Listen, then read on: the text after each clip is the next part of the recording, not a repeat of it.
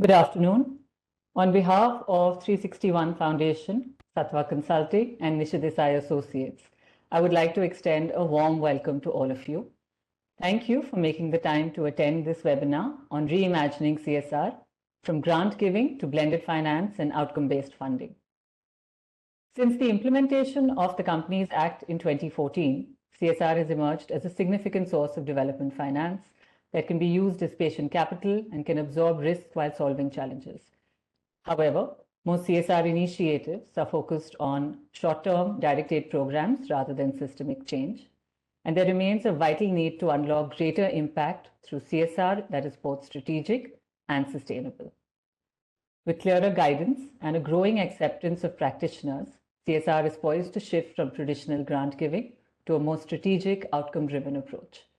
This should not be confused with impact investing. This is more of an opportunity for CSRs to do more with less, unlock public and commercial capital, and drive higher social returns. To enable this shift for CSRs to scale and multiply impact, 361 Foundation, Sattva Consulting, and Nishith Desai Associates have developed a toolkit that demystifies the concept of blended finance and outcome-based funding, using case studies from 361 Foundation. During the next 40 minutes, we will unpack key insights from this toolkit and explore how blended finance and outcome-based funding models can help unlock public and commercial capital, cover essential legal and regulatory aspects under India's CSR framework, and demonstrate how to drive systemic impact, accountability, and outcome alignment in CSR initiatives. The webinar is broadly structured in two parts.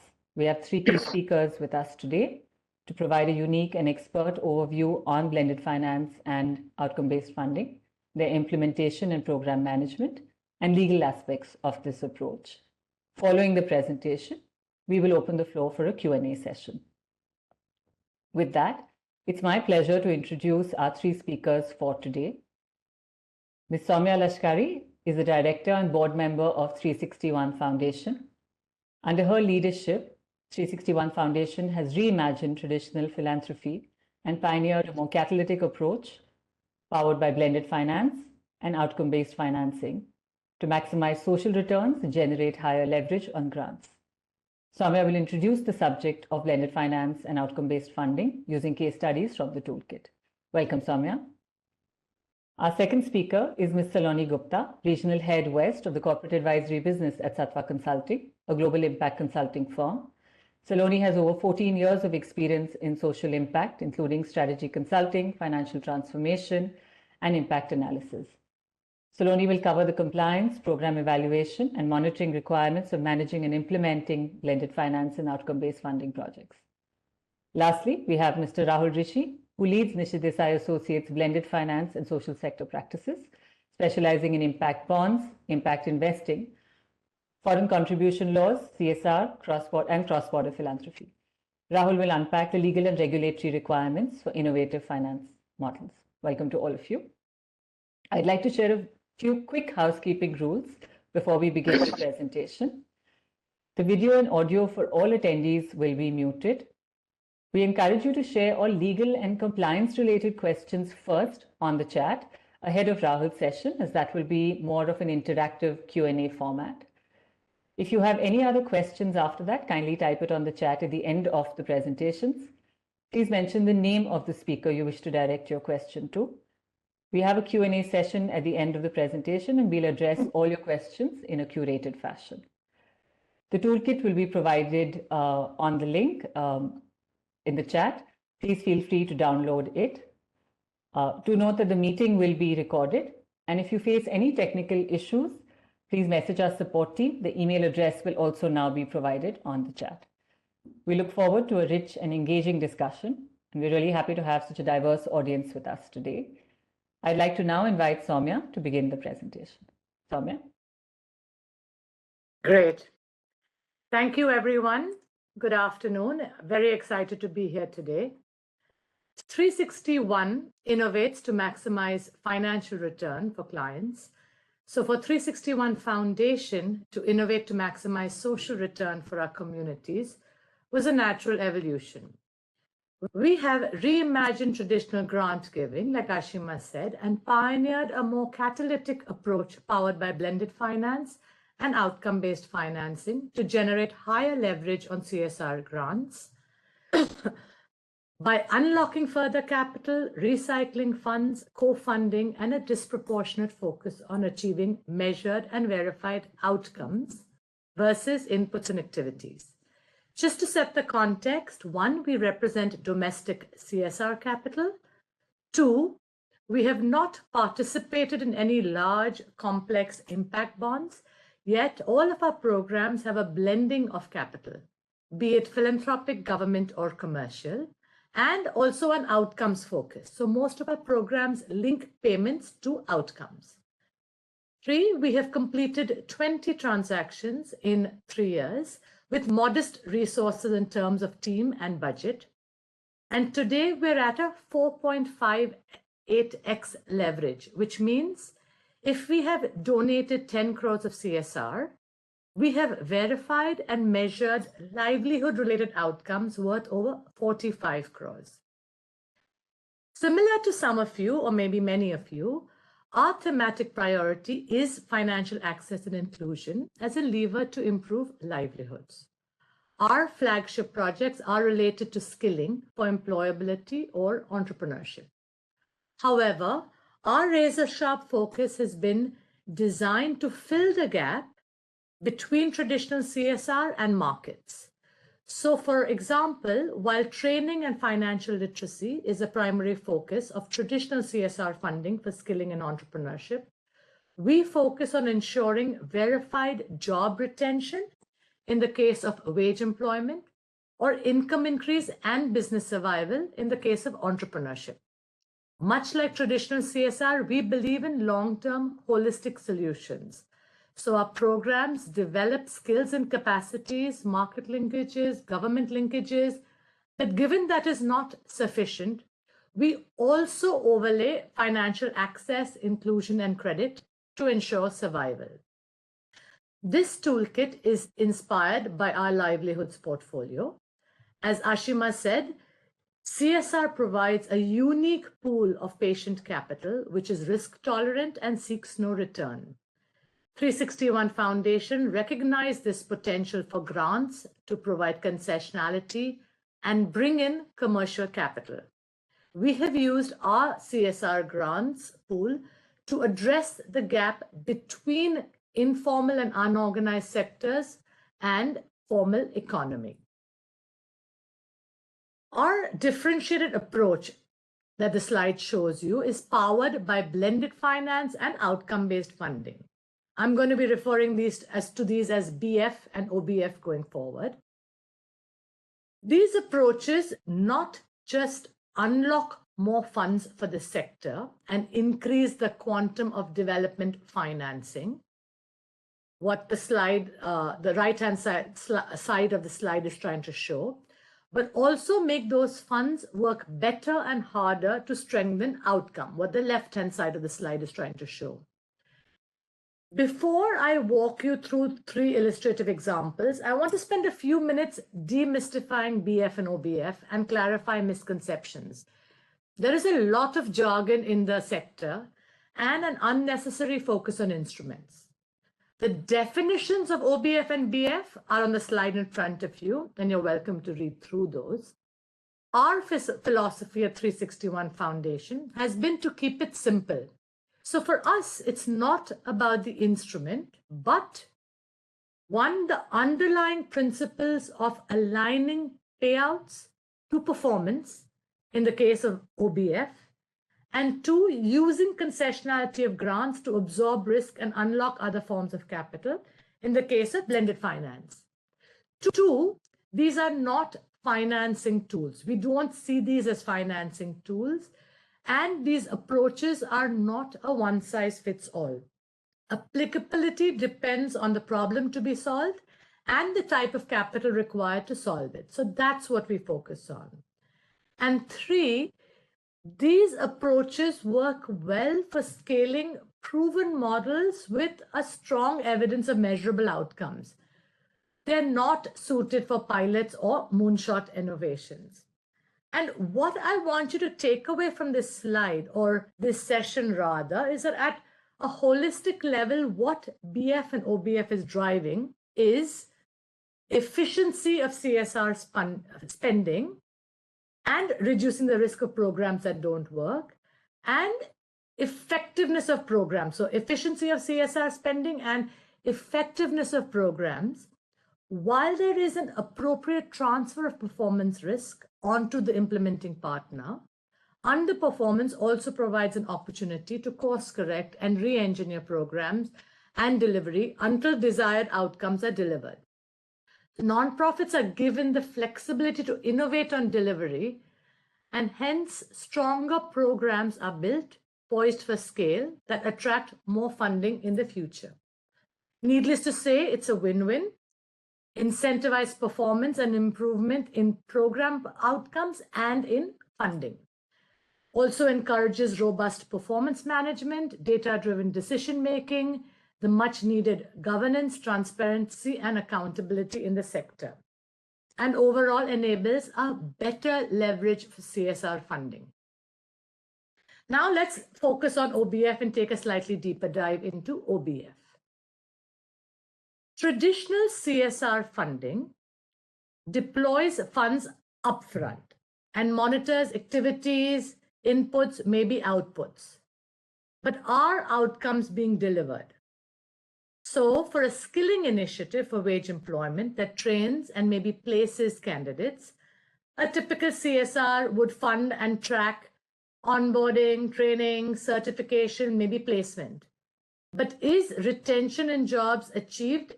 Is that being verified? Have the candidates increased their income?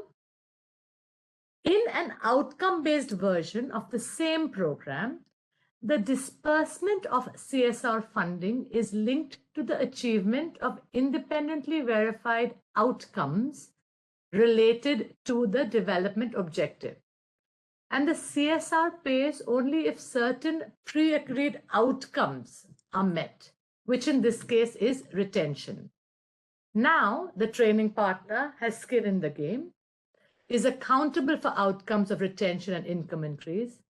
And if the training process is not resulting in those outcomes, we encourage course corrections and re-engineering the process. So OBF, as you can see, is not milestone-based funding, yet it doesn't need to be expensive, complicated financing instruments designed primarily by intermediaries. OBF is more of a philosophy.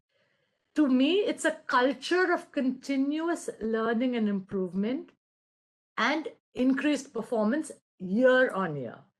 It's almost an innovative delivery mechanism that leads to superior outcomes and allows for us to keep impact at the center and design everything around that.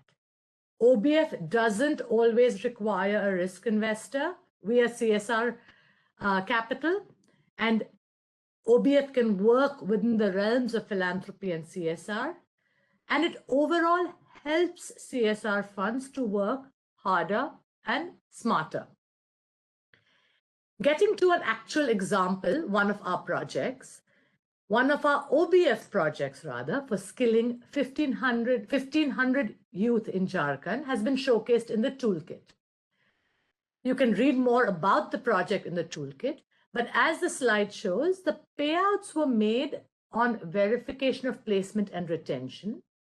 There was co-funding from the government, which enabled a financial leverage of 2.5x. And given this differentiated approach, we were able to reach 1.6x additional beneficiaries. We have a few other OBF projects that aren't in the toolkit, and I'm happy to share details with you all offline.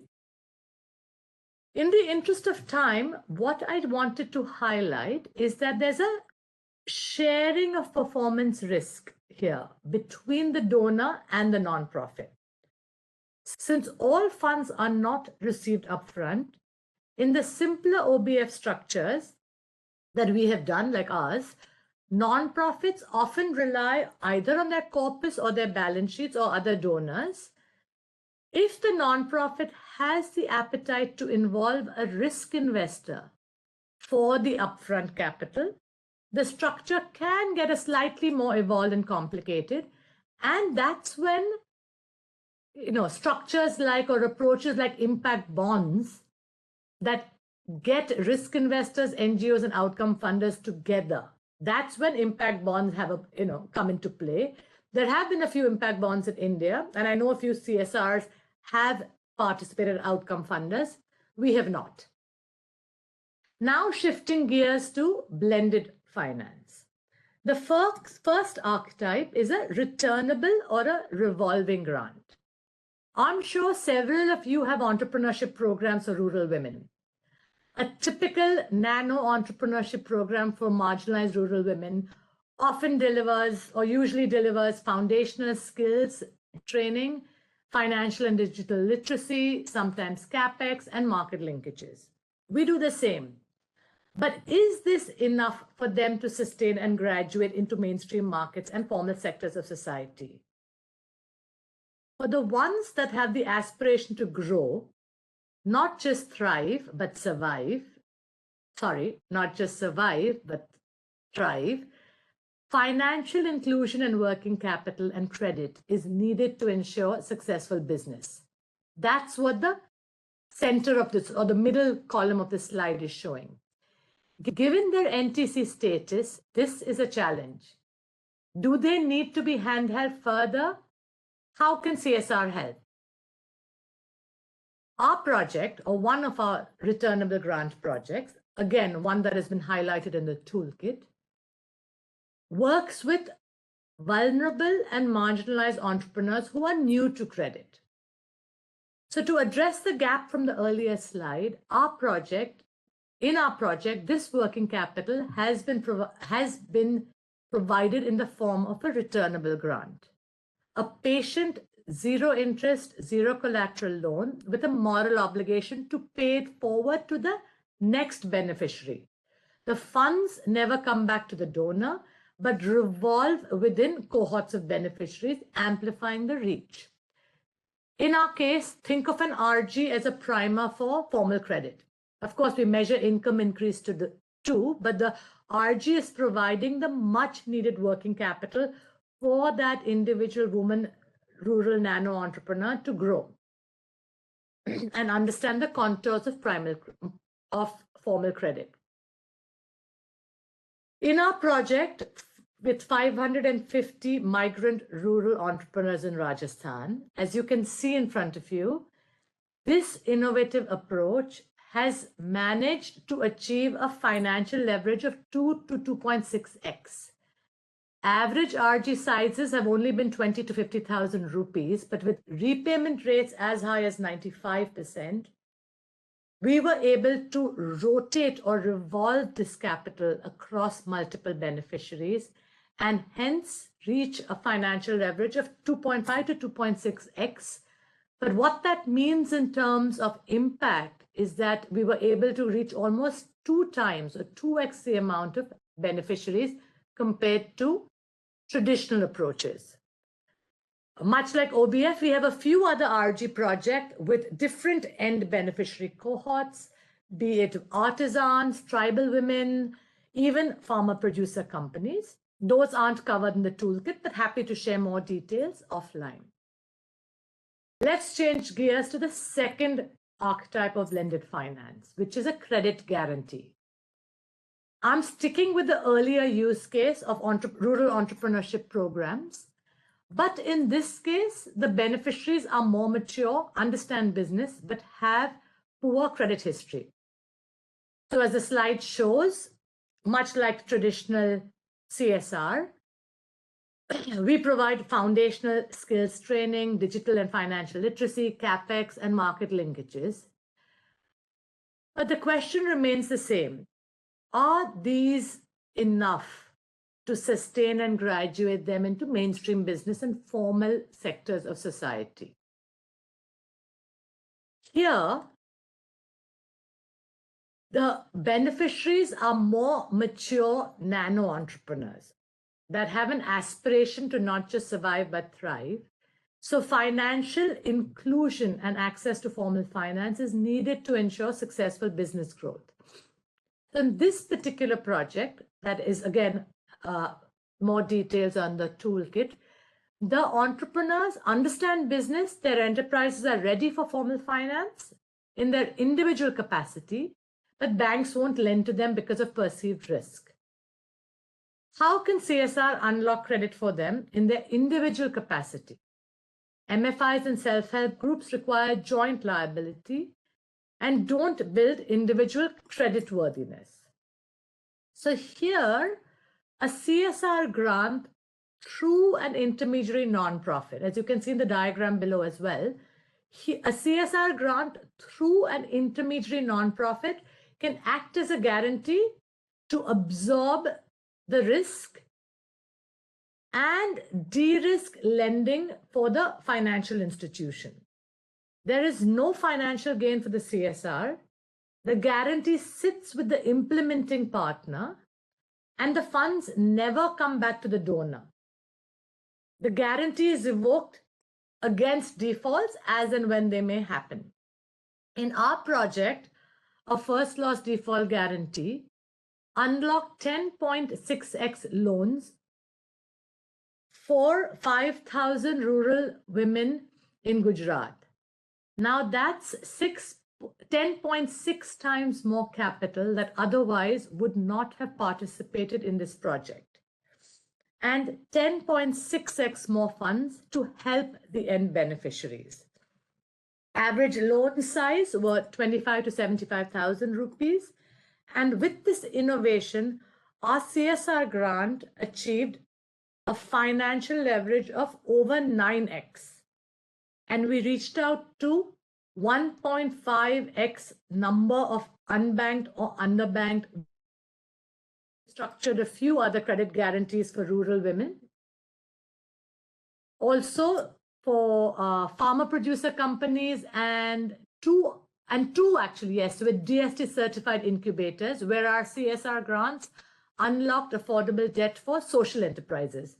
Again, happy to share details offline for those of you who are interested to learn more. Now, coming to the exemplify our kind of the actual exponential impact delivered on the ground. You know, we started our journey just 3 years ago with simple OBF and standalone RGs and guarantees. And we evolved to using multiple approaches in a single project based on the problem to be solved and the type of capital required to solve that and the ultimate outcomes to be achieved. To be honest, the magic really began when we combined OBF and BF in some of our projects. And we actually got to the point of innovation where repayments from RGs were being used as guarantees to unlock commercial capital. As you can see, our 20+ flagship programs have delivered exponential impact through BF and OBF. To summarize, what that means is, one, we have linked meaningful proportion of payouts to the achievement of measured and verified outcomes. We are revolving funds through multiple cohorts of end beneficiaries. We are unlocking capital by using grants as risk guarantees. And in some cases, we are co-funding with the government or unlocking government funds. All our programs have regular governance, monitoring, and evaluation that Sattva conducts to track what's happening on the ground. But over and above that, we have also evolved this framework to calculate leverage. Essentially, going back to what I started off with, efficiency or effectiveness of our CSR capital because of this catalytic approach. And hence, how many more beneficiaries will be able to reach, and also the delta change in end beneficiary livelihoods. Wanted to draw your attention to the bottom right hand of the slide, the blue box or the blue metrics, which is our achievement over the past few years. 4x increase in income.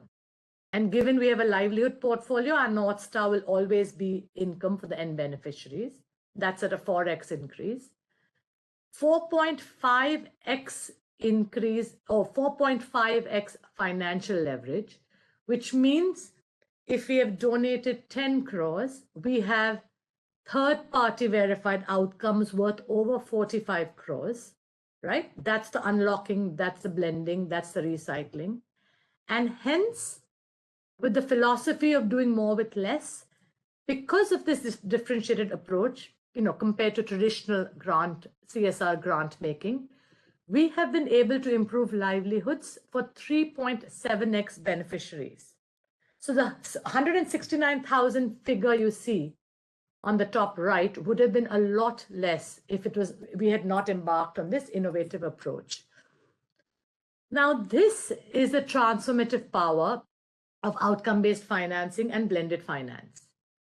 CSR can deliver better outcomes and amplify impact for underserved communities through increased leverage of funds. CSR can bring in private sector efficiencies and innovation in the social impact space.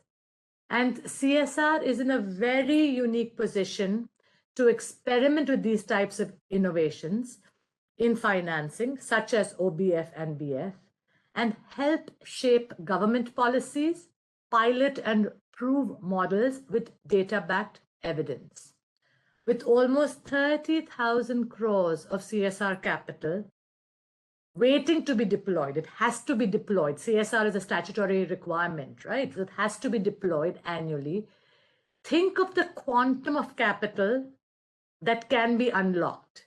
Collectively, if we, CSR leaders such as those on the call, came together, think of the quantum of capital that can be unlocked and the impact multiplier that can be delivered. Just to conclude my session, in order to take funders and NGOs along this powerful transformative journey with us, we have invested in creating knowledge assets for both funders and NGOs. All these knowledge assets are free to use, and I encourage you all to look at them.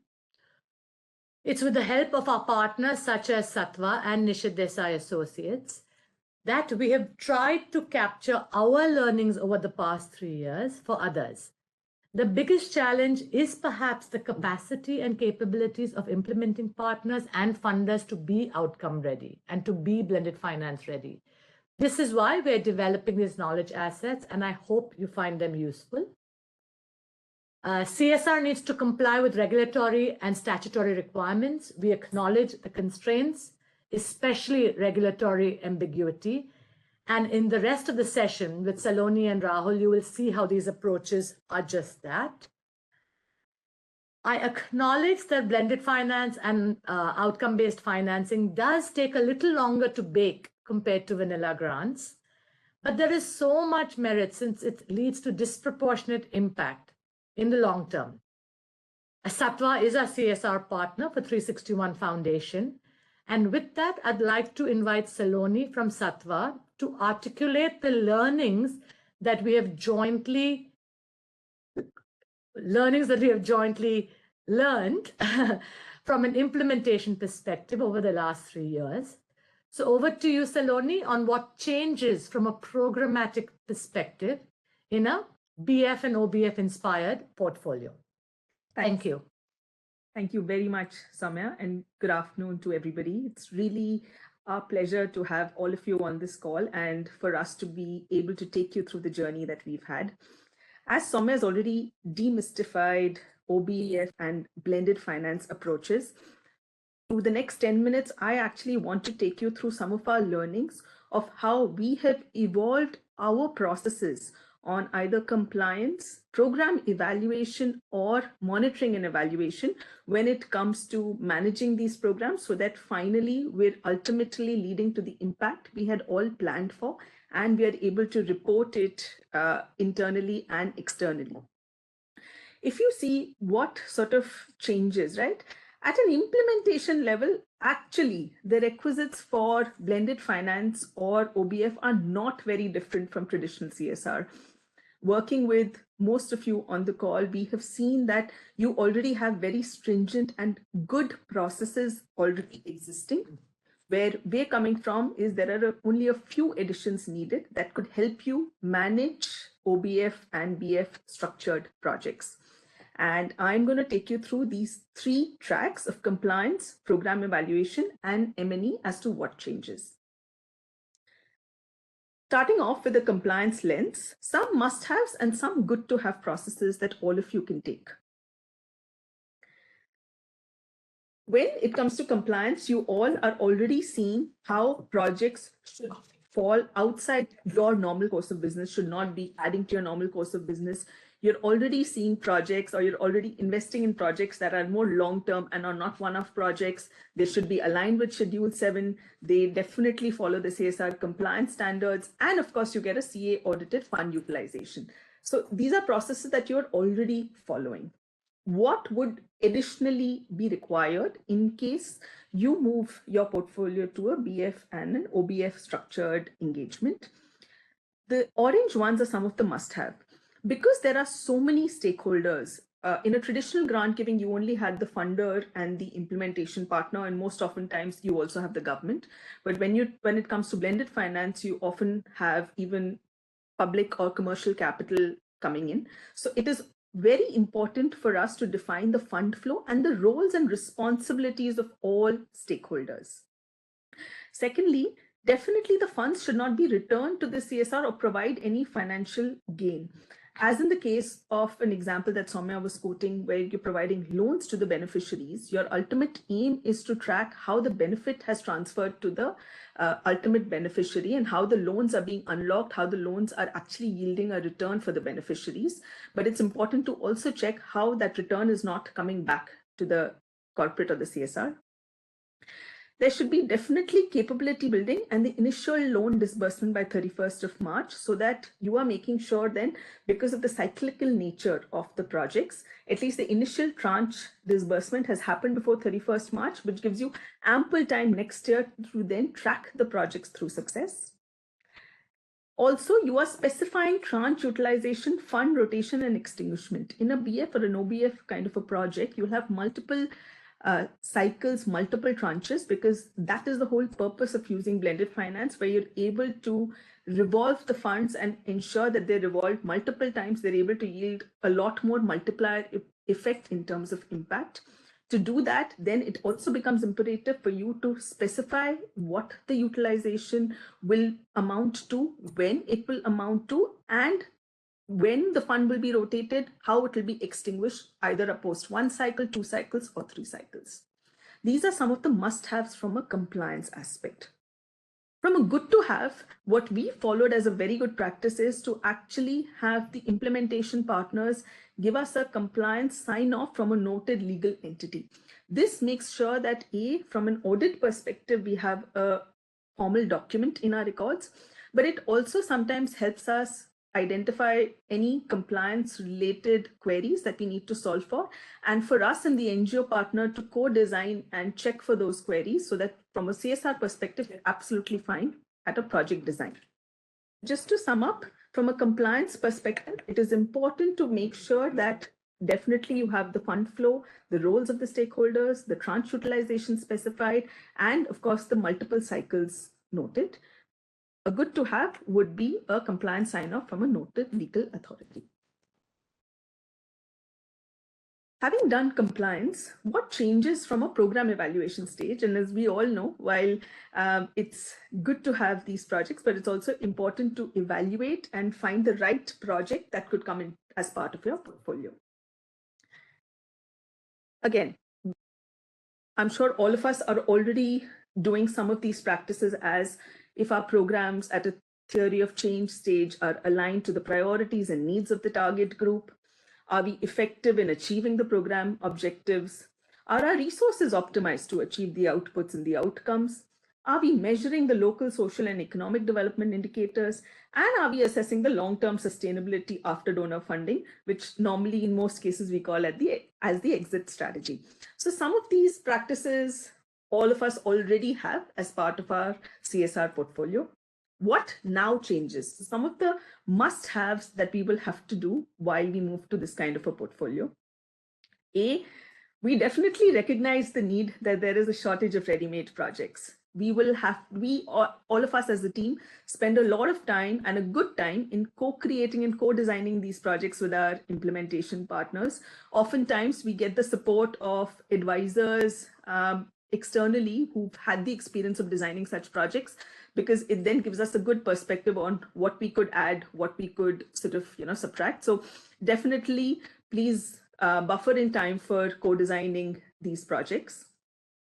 The second most important aspect that each of us hold ourselves accountable for is ensuring additionality by achieving outcomes that are higher than past track record. If I were to give you an example, like Soumya mentioned, an example of a project where you're providing livelihoods to beneficiaries in mainstream jobs.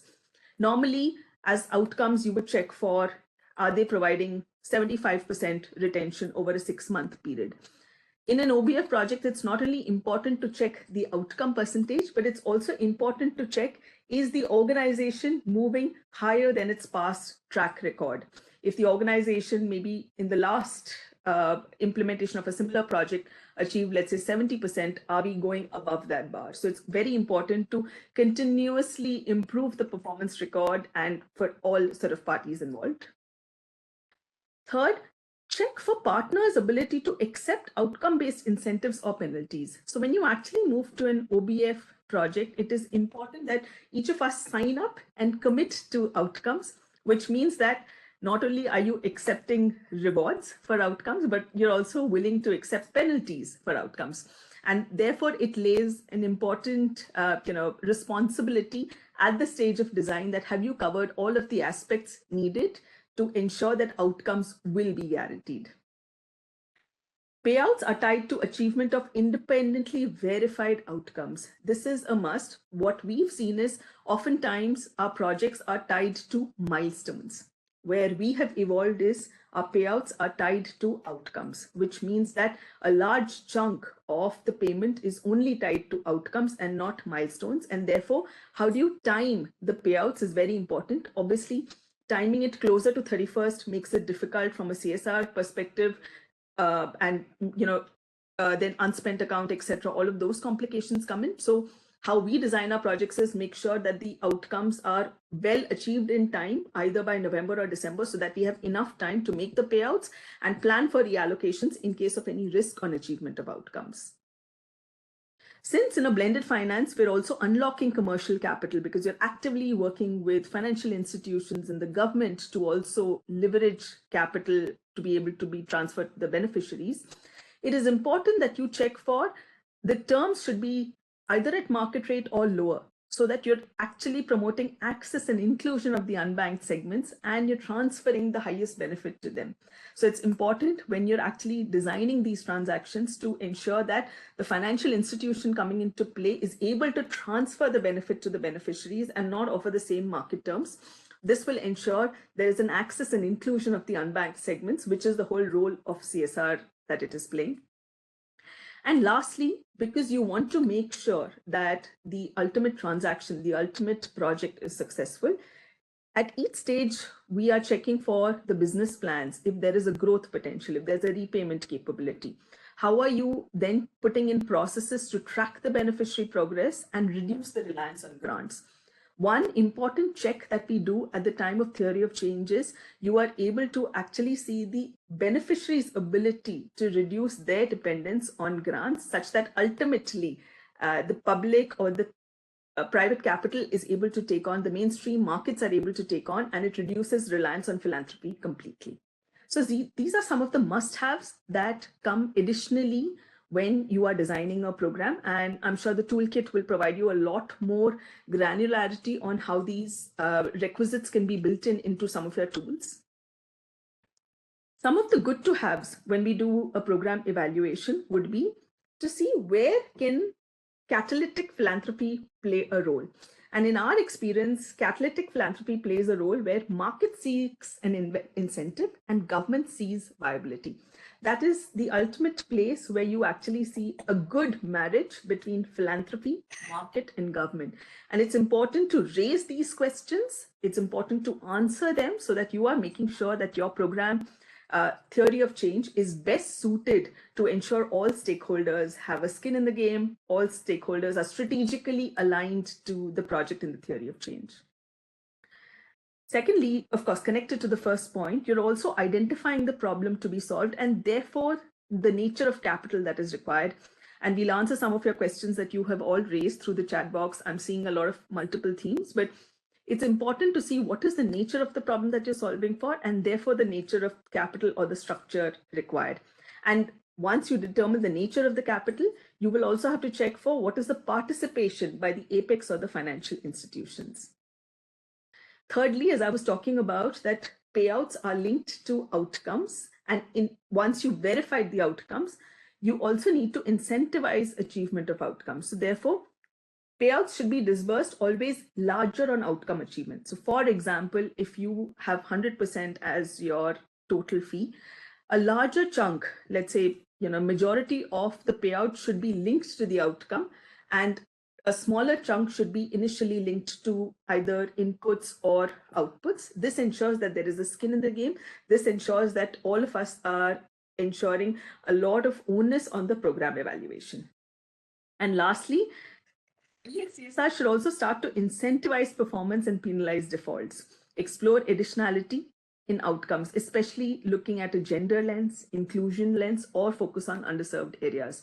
This helps us, like Soumya had mentioned, really move CSR to evolve CSR to actually challenging the markets and ensuring that you're really taking that risk to make sure the impact is achieved.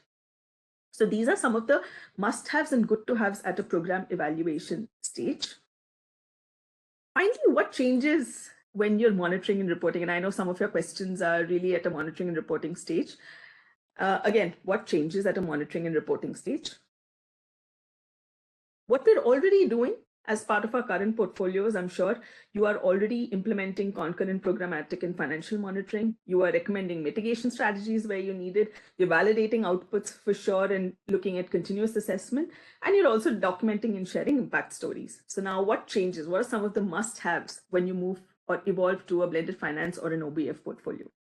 One is, like I was mentioning, in traditional grant, once you receive the fund utilization, the funds are utilized. But the whole purpose of blended finance is that there is a cyclical nature of funds. You're actually ensuring the highest efficiency of the funds because you're churning them. You're making sure that the funds are rotated on a cycle-to-cycle basis, and you're able to multiply your impact.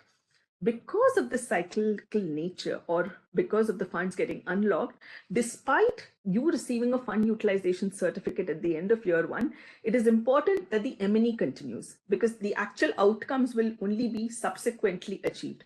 So hence you will have to budget for the time and the resources required for M&E to be continuously present even after you receive a fund utilization. You can, of course, define how many cycles you want to. In our experience, 2 cycles have been good for us to test, to evolve, to change, and to see beneficiaries move to the guaranteed outcomes. But it is important to plan for that.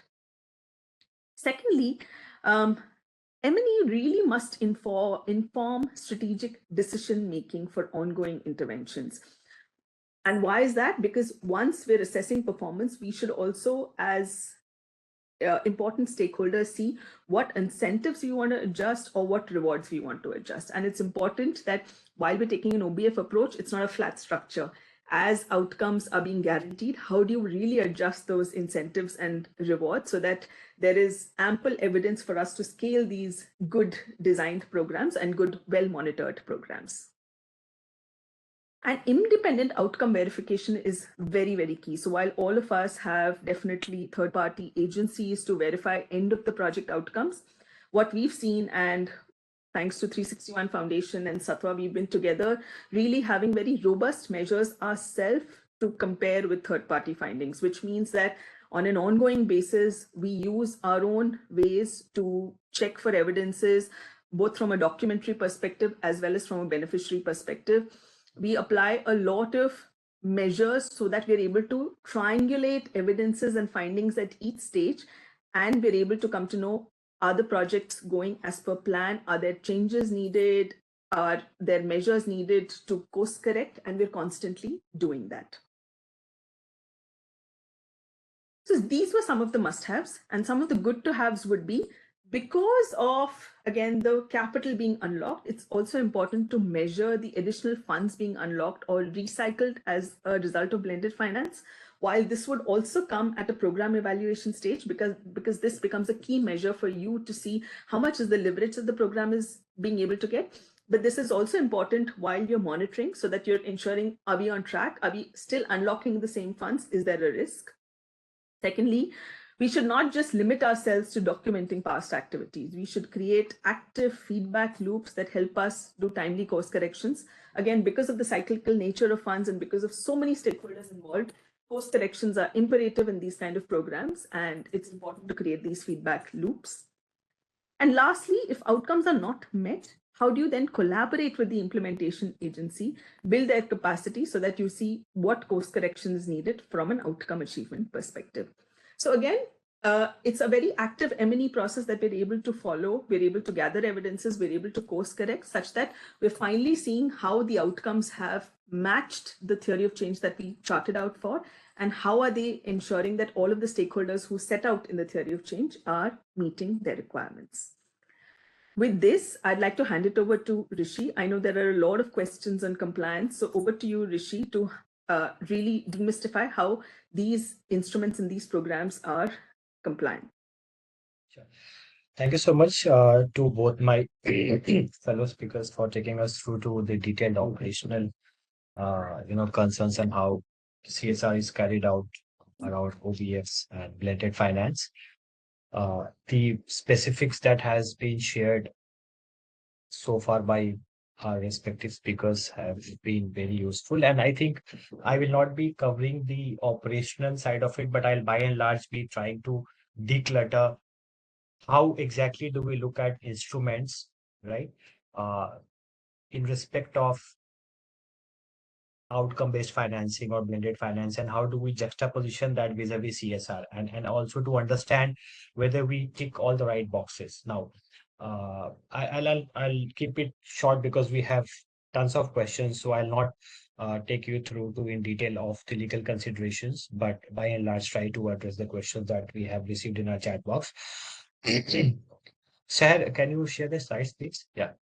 So is in essence, the legal considerations that we should keep in mind is that, look, there should not be any intent to replow back the profit to the donor itself, right? So there should not be any profit motive that should be attributed to different blending finance instruments that we use. So for instance, if the idea is to have a returnable grant, at no point of time should the implementing agency function or operate in a manner where any additional profit, if any, is being made, should be given back to the donor. So long the money stays with the implementing agency and the money is used in a revolving manner so as to allow further scalability of the project itself, that in itself does not amount to profit making, and to that extent it should be legally kosher from a CSR law standpoint. So that's point number one. Point number two, the funds should at no point of time seem to indicate that the primary CSR funder is in a way trying to further its own business interests or otherwise. So in a way, we have to make sure that the CSR funder that provides a certain fund to an implementing agency, it does not do so under the guise of simply carrying out its own business activities through these implementing agencies. While the MCA has by and large been liberal with respect to how CSR provisions needs to be implemented, at least as a counsel with a law firm, our advice has always been to these funders is to maintain the optics, which is to say that, look, there should be a clear dehyphenation between what you do commercially versus what you do charitably in furtherance of Section 135 of the Companies Act. So long we maintain that dehyphenation from a regulatory standpoint, we continue to be on the right side. Thirdly, blended finance structures typically involve use of concessional capital to unlock commercial investments. While such models can be innovative, the incorporation of CSR funds into blended finance transactions should be done in strict adherence to their legal character as grant, which is to say that at no point of time should we try to be creative in a manner where the nature of fund that is being provided by a CSR funder to an implementing agency eventually mutates from a grant to a concessional capital. Because the moment it mutates from a grant to a concessional capital, the intent behind us giving that fund alters altogether. So at every stage of the project cycle, all efforts should be maintained to ensure that funds that are being provided to an implementing agency and which in turn gets passed on to end user beneficiaries continue to have the nature of a pure philanthropic disbursement. Yes, there can be specific requirements in terms of payment cycle or how do you return back the capital. But at no point of time, those returning back of capital should be attributed to any interest payments that I should seek. That should not be the motive. And the moment that happens, then the entire concept of philanthropic money being used under the umbrella of blended finance mutates, and that could not be regulatory kosher vis-a-vis Section 135 of the Companies Act as well as CSR rules. So these are few hygiene checks that we need to keep in mind. One another important segment that we need to be mindful of is to get into a robust documentation process, which is to say that, look, if I am a CSR funder and I want to work with an implementing agency that wants to support financial inclusion on the ground, right? Now, there has to be a framework agreement entered into between a CSR funder and the implementing agency, which clearly states at least two important things. One, intent behind me supporting that cause, which is to say that, look, the intent behind me giving you this capital in a returnable form is not to indicate that this in any way should be used as a capital towards loan disbursement, because whenever typically we use the term loan, there are certain specific interests attached to it, right? Interest payments attached to it, right? So from a language sanctity point of view, we should ensure that the overall intent and the underlying principle of our initiative has to be in furtherance of supporting local stakeholders and end user beneficiaries on the ground. And any activity which is incidental that we do in furtherance of supporting that cause should by default be in furtherance of CSR activities itself. And to that extent, whether we engage in financial inclusion or whether we look at credit risk guarantee or first loss capital, so long it is done with a charitable cause and so long the deployment is not intrinsically tied to any fiscal return that the funder gets at the end of the day. I think if these two elements are properly taken care of in the documentation itself, then by and large, most of these projects and most of these financing models continue to be on the right side of CSR. And, as Soumya had earlier alluded to as well, including Saloni, there have been different financing models that has been used in the past by these institutions. And so far they have been CSR compliant. So I think the idea of us having this webinar was to also create a broader awareness that, look, there may be blended finance or outcome-based financing, maybe different sophisticated terms that we use. But at the end of the day, if we keep the flow of funds very linear, structural, and simpler, and we take care of specific do's and don'ts, most of the time, these sort of deployments that we use under the broader CSR umbrella continues to remain legally kosher and completely fine. I think that those are my specific additions onto this conversation. If it is agreeable to all, should we take up the questions, because we have tons of questions. So I think I want to cut down on my part of giving gyan and rather take all the questions so that we can address CSR related questions that we have from our participants.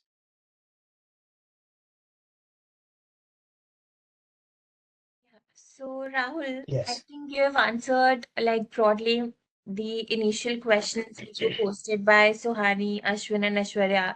So they were basically Right. asking like how is outcome-based funding, returnable grant, or a credit guarantee in Mhm. compliance with CSR laws and CSR rules. So if you want Okay. to maybe just give a one-line response. Sure. Let me break it down in terms of visualizing it. So let's say there's a CSR project that is centered around, excuse me, that is centered around first loss capital. Now, in a scenario where a CSR funder has provided certain funding to an implementing agency, and the mandate being given to an implementing agency is to say that, look, find out rural folks who do not have a certain specific fiscal threshold, provide them fiscal support, or at least ensure that if they are being given, if they are being given money from NBFCs, at least take care of their repayment if there's a default. Now, let's say that I, as a CSR funder, if I have provided a certain CSR fund to an implementing agency. Now, for the purposes of CSR rules, the moment I provide that CSR funding to an implementing agency with a specific mandate that, look, this is in furtherance of financial inclusion, and the money that I have provided as a grant is to be rolled out to a certain NBFC only when there's a certain default risk, that continues to be in furtherance of supporting financial inclusion. And it also falls within the definition of Section 2, subsection 15 of the Income Tax Act, which alludes to poverty alleviation. At the same time, Schedule 7 activities in itself, when read with MCA notification in the year 2014, which says that activities have to be interpreted liberally.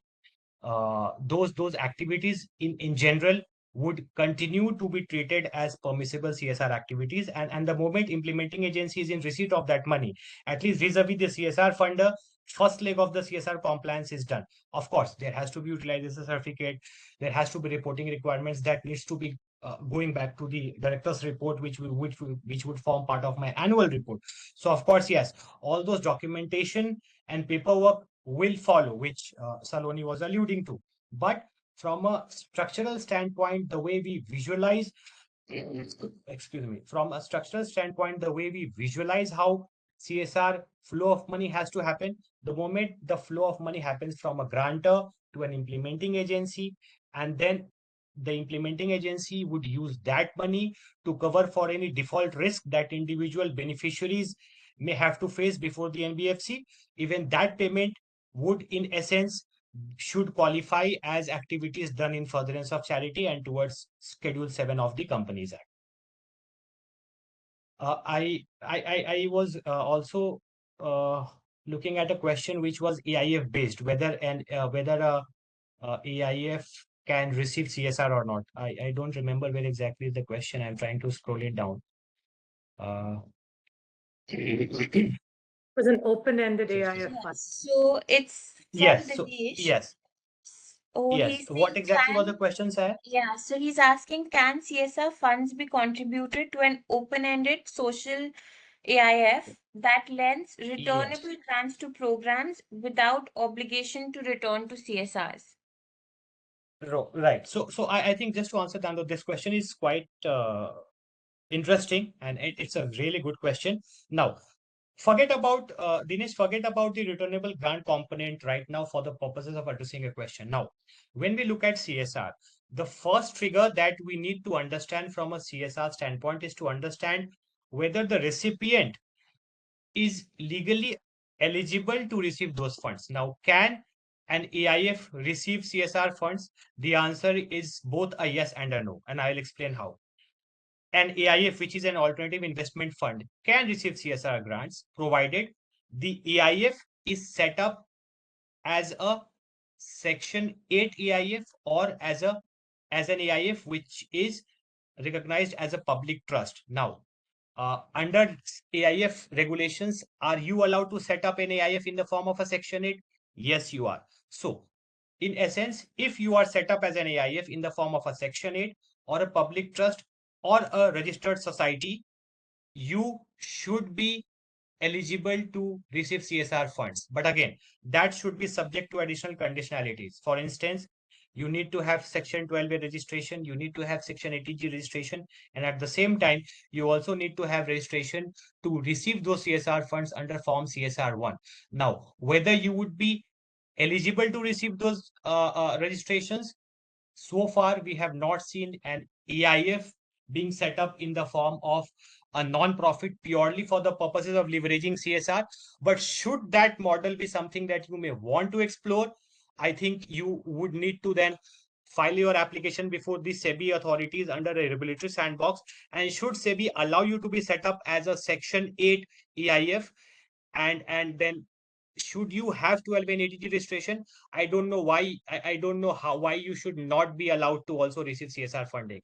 So you being able to receive CSR funding would be a step 3 process, but before that you would have had to go through a step 1 and step 2 process, which would entail you first and foremost seeking specific approval under a regulatory sandbox to be allowed to set up an AIF under a Section 8 platform.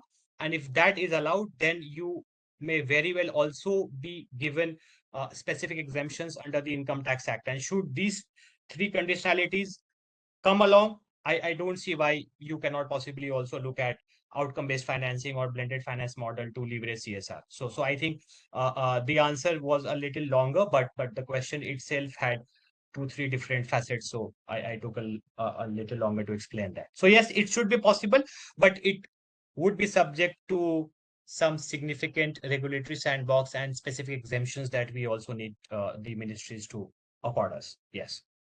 Next question, sir, please. So I next hope I have question. covered your question, Dinesh. Yes. Next So question, please. Dinesh has a follow-up question. He's asking that there's no precedent yet for such kind of EIF, right? Okay. Now, not really. We currently are working on one such project where we are looking at setting up an AIF in the form of a Section 8 company within a gift platform.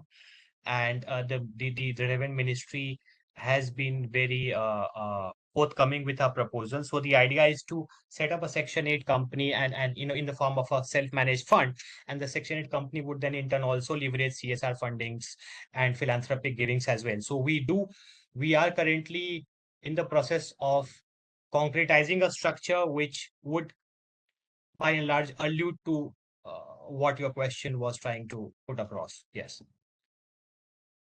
Right. I hope that clarifies Dinesh's questions. Now there are few The other only difference, sorry. The only difference is that, Dinesh, in our instance, we are trying to explore that within a gift city framework, within IFCA regulations, and not under a plain vanilla AIF. So it's not mainland, it's within gift. That's the only point of difference. But we have received significant traction from IFCA regulators on this, and there is a clear buy-in on this. In fact, we have also been exploring the idea of bringing in foreign capital via equity into a Section 8 company. So we completely remove the FCRA requirement of bringing funds into an FCRA account. So the idea is to raise capitals abroad, raise philanthropic capital in the US, then bring in those capital via FDI into a Section 8 self-managed fund to be set up within GIFT. And then how do we use that GIFT platform to make blended finance instruments downstreamed to social enterprises and to implementing agencies within mainland? Yeah. Sorry, allow me to take next question, please. Yeah. Yeah. So there was just one more question on the AIF structure Yes. only. So there's Yes, one yes. question is that in this structure, the LPs will Hmm. be public at large. So if I don't think that should be possible. No, we'll again have to go through a regulatory sandbox to seek specific approvals, and a lot of times regulators may also not be comfortable with us seeking a lot of exemptions. So at the end of the day, the business model would be a function of what operational do's and don'ts are being set out by SEBI itself. So I, at this stage, will not have a complete answer to your question. Yeah. Yeah, I agree. I think it depends more on the commercials, given the regulatory Yes. threshold requirements under Yes. AIF regulations as well. Right. Because look, if the overall intent of the AIF is to simply engage into let's say, providing concessional capital to defaulters. Now, then there could be a scenario where the regulators may even treat this sort of activities as what an NBFC would typically do. And then, then we get into a different regulatory complexities altogether. So we'll have to fine tune it in a manner where the flow of money is linear, and then the downstreaming of the same is also linear in a way where regulators are able to track from where did the money came in the first place and how did we deploy it to downstream implementing agencies or to downstream beneficiaries without giving any iota of hint that look, we want to do what an NBFC does, because something which we cannot do directly, we are also not allowed to do it indirectly. So we have to be mindful of those optics and those thematics as well. But yes, these sort of things are doable, but again, this would be subject to different regulatory interactions that we need to have with respective regulators. Yeah. Next question, please. So there are a few questions on monitoring and evaluations. So maybe that Saloni can take up. But Rahul, do you want to first maybe throw some light from a legal and regulatory perspective? What are some of the checklists that are important from monitoring and evaluation perspective from the lens of implementing right. I think Soumya and Saloni are more suited to answer this than I am, because they are the experts in this field. I can lend my 2 cents once they are through with their responses. Over to you, folks, please. Thank you. Sure. Saloni, go ahead, please. Thank you, Rahul, and thank you, audience. I think the questions are really, really nice. I'll take a stab at answering some of the questions, and Soumya, Rahul, feel free to come in. I think a lot of you, and I'm going to just try and sort of, aggregate the questions. A lot of you have said, besides the livelihoods, which are the other sectors, you're all right that I think livelihoods and education are the most matured sectors in terms of outcomes being defined. Hence, the applicability of OBF and BF becomes easier in livelihood and education. Having said that, there are a lot of articles that are online today in terms of how outcomes can be structured specifically in the mental health or in the sports avenues.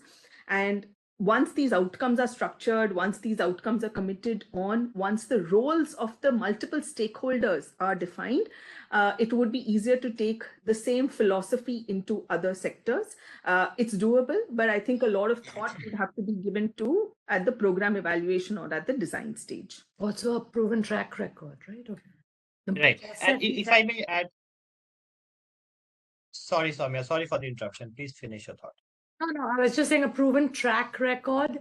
The process has to be mature enough to be delivering outcomes and have a proven track record of delivering these outcomes. Certainly. And of course, the outcomes have to be quantifiable, right? Otherwise, it's very hard to use these approaches. But right.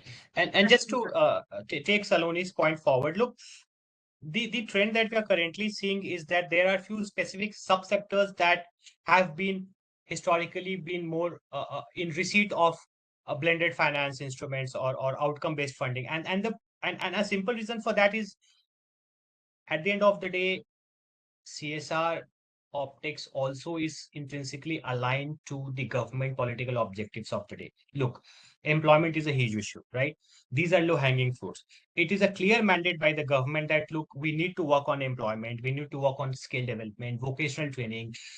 When we closely look at different government schemes that are in place, for example, the Dayal Kaushal Kendras that we have, when we look at MSME for budgetary allocation that is being provided by the government, what we see is that government would by and large want to focus more on sectors that may have cross subsidizing effect or the crowding in effect, and hence we more often than not hear that government would want to leverage CSR mostly into skill developments or vocational training or into financial inclusion, because ek jo dikhta hai wo bikta hai. That's point number 1. And point number 2, measuring outcomes in these subsectors are a lot easier than hitherto difficult sectors where you may need more focused engagements. And that is why we have by and large seen certain specific sectors being largely in recipient of CSR funding as well as government support.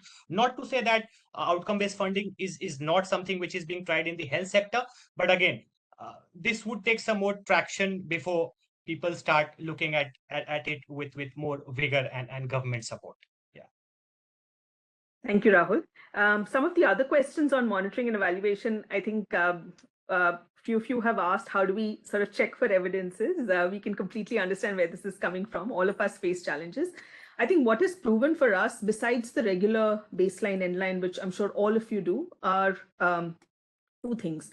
One is, besides field visit, we actually contact beneficiaries over phone calls, which means that we align at the program design stage itself with the implementation partners, and our implementation partners have been very kind to offer this, that we get the contact details of these beneficiaries and we're able to contact them, we're able to speak to them irrespective of any other agency or anybody else joining the call. We're able to actually have very candid chats with them to understand, is the income really increasing? So understanding patterns from multiple sets of beneficiaries through these conversations, which are not at the time of field visit, but which are through phone calls, where they're very free to share what actually is working, what's not working, has proven to be very beneficial. In fact, we've seen, whenever we're doing such evidence collection, we've actually seen beneficiaries tell us some of the actual insights of whether it's worked or not, and we've had to go back to the implementation partner to say, how can we course correct? So I think that's one. Secondly, really checking for the actual evidence, the documentary evidence that will be provided to us at the LFA stage itself. So we insist on multiple forms of documentary evidence that would be provided, so that through our field visits, through baseline endlines, through our phone call verifications, and through incremental evidences for each activity, we're then able to triangulate at each stage and really know whether there is a trend coming out. Of course, there could be differences in the numbers reported, which we all understand because it's highly self-reported or it's from a sector which is not formally documented. But the idea is really to notice any untoward patterns or trends that each of us are noting, and how do you then course correct for these programs. So that's from an M&E lens. One of the questions has been asked is, how do you sort of, look at defaults? What we do, we've actually seen is that we definitely put in how much would be the payout tied to an outcome. Let me take a real life example. Let's say if the outcome is 75% retention in 6 months. We define that what would be the actual payout if the retention is 75% in 6 months, but we also then identify if there is a floor or not. Most often we actually, constantly request our implementation partners to not have a floor. So while it's not a penalty, but it is no payment in case the outcomes are not met. So of course, the best case scenario, or some of the most difficult scenarios, are where the implementation partners have actually said that if you don't achieve the outcomes, we will not accept a payment. In many cases, which is more an evolving sector, or like Soumya said, where they've not been, previously achieved outcomes, it's a very, you're sort of really trying or piloting the model. We've also set in floors to incentivize the implementation agency that, okay, if let's say 75% is not achieved, if you've achieved 60%, what is the pro rata payment that you can get? So that's a penalty in the form of a lower payment. Oftentimes, obviously, it could also then be complete reallocation because the outcome was not met. Another question that a person has asked is, how do you actually check for compliance or utilization when a guarantee is given? So we check this at 2 points. One is, when you define a guarantee, we make sure that the guarantee is actually tied to not just receipt of the guarantee by the NGO or by the financial institution, but actually the loan disbursement by the financial institution to the beneficiary. To give you an example, let's say I'm giving a 5% first loss default guarantee, such that the NBFC or the financial institution is able to unlock 10 times the amounts to multiple beneficiaries. Our utilization is actually tied to once the loans are handed over to the beneficiaries, and not only at the time the guarantee is given. While the guarantee is kept in a separate account by a financial institution and it is checked, but only once the loan is actually given to the beneficiary and they start to use the amount, that time we charge for utilization. Hence, its utilization actually comes to us when the amount reaches the beneficiary, and not only when the guarantee is kept in a separate bank account by the financial institution. I can pick up Please, one please, of the questions please, if you want. I see a question from Ashwin Subramaniam. Do NBFCs offer a preferential rate of interest considering reduced risk and work done by NGO to bring these customers to NBFC? I think the answer is absolutely yes. So, what I encourage you all to, there is no textbook answer for a lot of this. I think we all have to think a little bit outside the box and essentially look at grants as a pool of capital to absorb risks. So absolutely. So in India, for example, access to capital is not an issue. Access to individual capital is sometimes an issue. Right? There's no shortage of microfinance and self-help group loans often out there, but individual capital is an issue. So if grants can be used to absorb that risk and unlock commercial capital or NBFC lending to the most marginalized, then absolutely, we should do that. In terms of your question of interest rates, if the end borrower is truly marginalized, there is nothing stopping a grant from being used as an interest subvention to enable what you're saying, preferential rate or a reduced rate of interest for the end borrower. I think what we should keep in mind is the additionality Saloni spoke about. Is our grant actually enabling someone who otherwise would not have had access to that kind of capital to get helped, right? So there is no, the point I'm making is, can there be a preferential rate of interest? Absolutely. Can grants be used as interest subvention versus guarantees to unlock credit for new to credit? Absolutely. But it is very dependent on the model and the local situation that you are trying to solve for, the local issue that you are trying to solve for locally.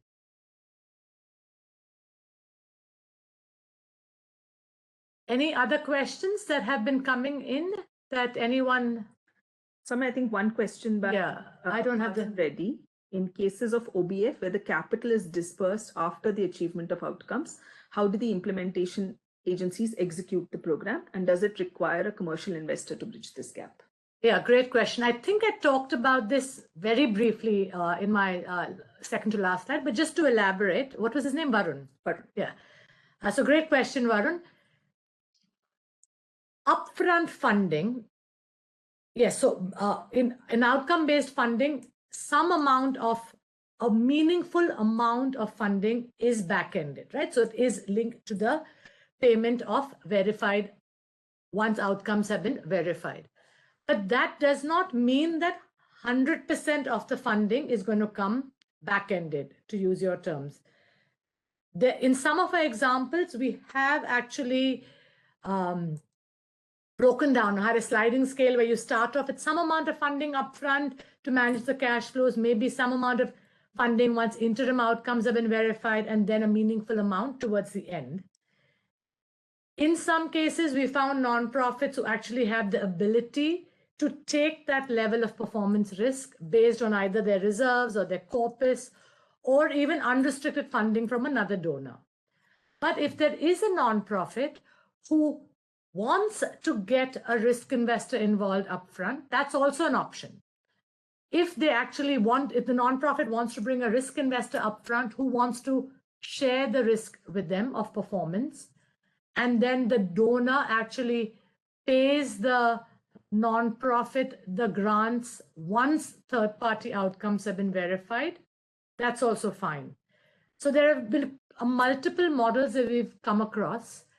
And I think a lot of it depends upon the risk-sharing appetite of the nonprofit and the maturity of the nonprofit to be able to manage their cash flows and balance the balance upfront funding versus back-ended funding based on outcomes. Samaya, there's one more very interesting question, and I think you should take it. What have been the key learnings from programs that failed? So I think because we've had multiple programs, so I think Samaya, you should share maybe 2 learnings from where we didn't experience or didn't achieve the outcomes. So and we've had quite a few of these, right? This has been a very innovative pioneering journey, and we're the only domestic CSR in India right now that's reached this level of magnitude when it comes to pioneering and experimenting with different kinds of approaches, all CSR compliant. You could use the word failure, right? So when we started off every project, we have kind of projected KPIs versus actual KPIs we measure year on year. And these are KPIs both for financial leverage and for on-ground impact leverage or increase in income, right? And we actually have a dashboard that we generate that measures projected versus actual leverage for social impact and for financial leverage every year. And these numbers keep changing. And they should keep changing. There is not, I don't want to use the word failure, because just because the leverage KPIs are lower than what was projected doesn't mean the project has failed. What it means is there is an opportunity to course correct. So what we do when we see, and I wish I had a slide showing you what a dashboard looks like, when we see that our actual, let me give you two examples. Say we have a program in which our financial leverage is lower than projected.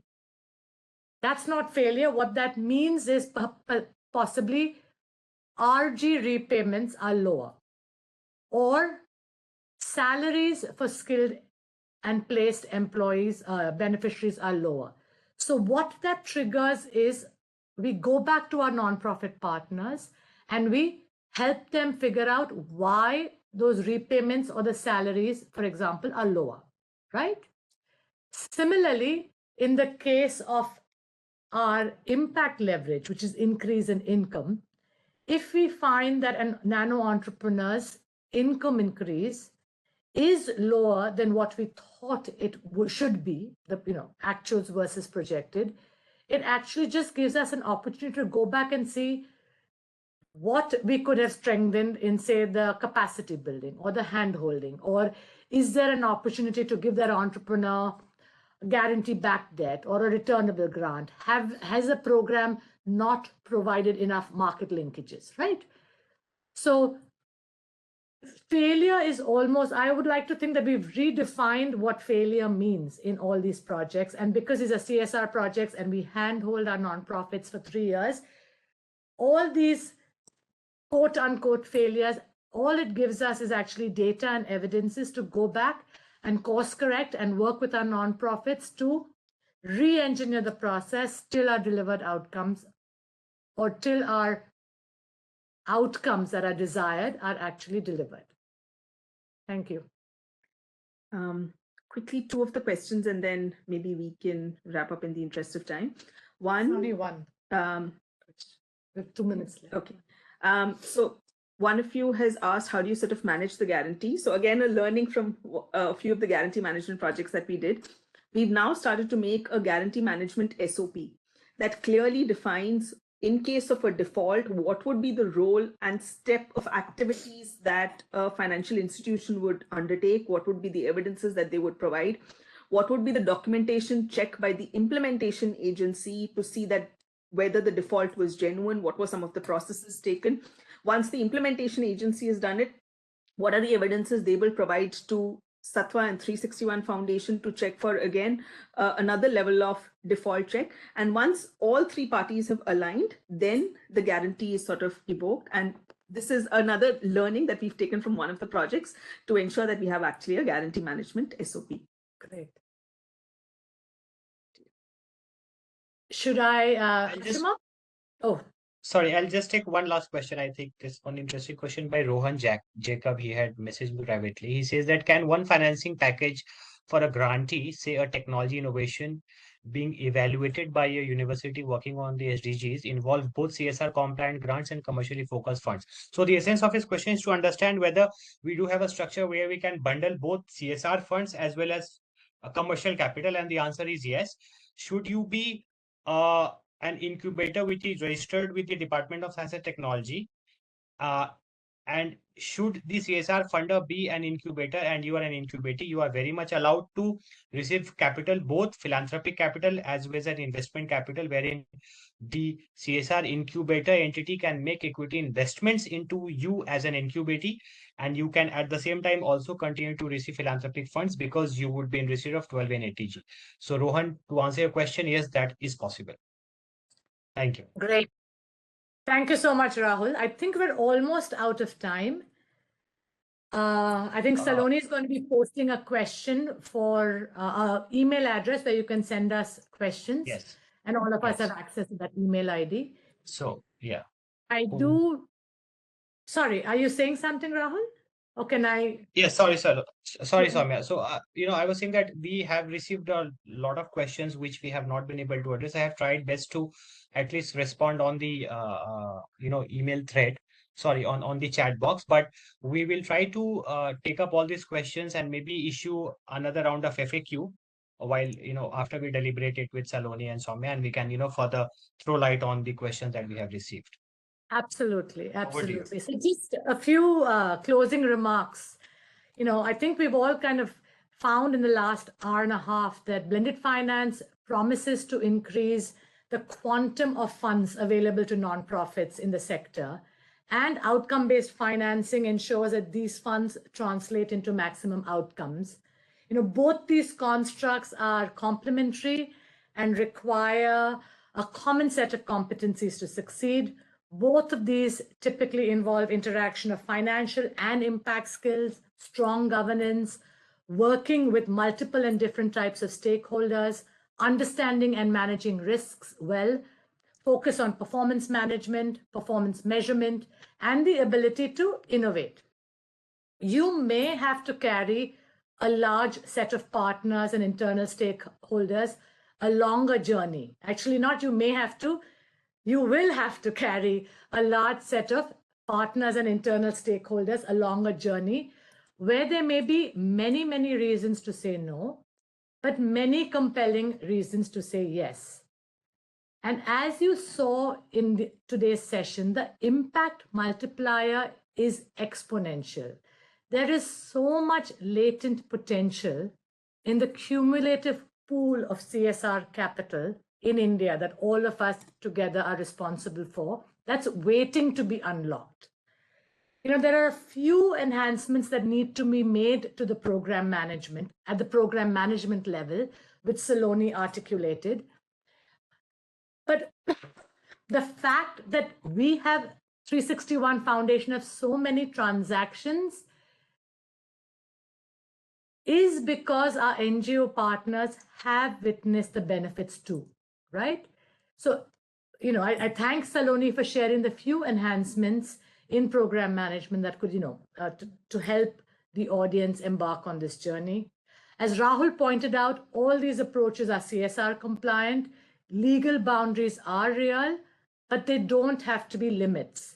With the right structures and the right legal clarity, CSR can be both compliant and bold.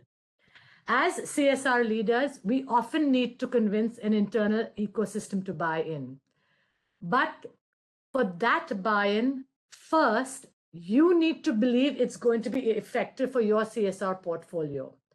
It is an uphill task of change management, but until you as the CSR leader are convinced, you may not be able to convince your ecosystem.